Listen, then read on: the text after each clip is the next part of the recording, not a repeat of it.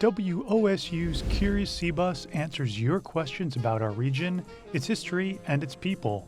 Columbus may not be the first city that comes to mind when you think of auto racing, but it has a rich motorsports history.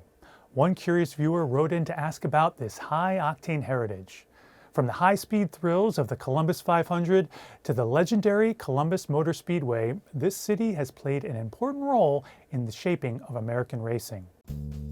To learn more, we spoke with racing legend Bobby Rahal.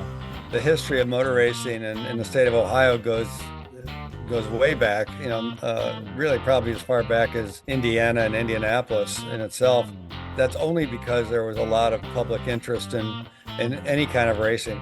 Ohio might have had maybe 6, 8 dirt tracks of varying types for that kind of racing. Then you had sports car racing in Mid-Ohio. I think its first year was 1962 or 63. You had the Put-in-Bay races. They raced in the late 50s. Now that was more of a road circuit, as was Mid-Ohio, but there was a lot of racing activity. I also think in part because you had in Akron, the tire companies who were heavily involved in motorsport pre-World War II. They used to race, for example, on the airports in the 1950s. Prior to that, they would race on the public road. But after a number of incidents at various places around the country, that was banned.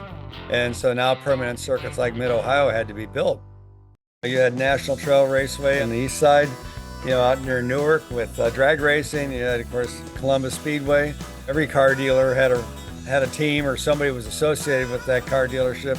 Every auto parts store had a car or was involved in it. I mean, it truly was grassroots, and so you had a lot of participation, whether it was people who were actually doing the driving or working on the cars, or it was people that were just there to watch, be entertained. And racing is very much entertainment. As a result, it was able to write a great story of, even though it was more of a local racetrack where you didn't have really what I would call major league races there, but being local, it had such a huge impact on the community as a whole, and so consequently it had a long run.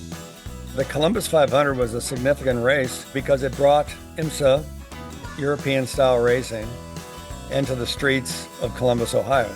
And it, over the course of 5 years, managed to attract drivers from all over the world. Some of the best drivers in the world came to the streets of Columbus and competed for a trophy that was highly sought after.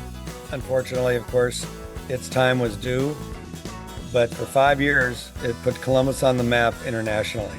And of course, for me personally, winning that race in 1987, being a Dublin resident, that was a big deal. There were a number of drivers that were in central Ohio who achieved a fair amount of real professional success in many years. There was a fellow named Bob Johnson. Bob Johnson drove for the Cobra team that began in the early 60s. Bob Johnson was a major league racer in sports car racing. Don Sessler, Porsche driver, a lot of success. A guy named Chuck Dietrich from up in Sandusky, very, very successful driver for many, many years. It wasn't just the tracks. There were named drivers that lived in Ohio as a result of that generated a lot of interest, aside from the tracks and aside from the cars.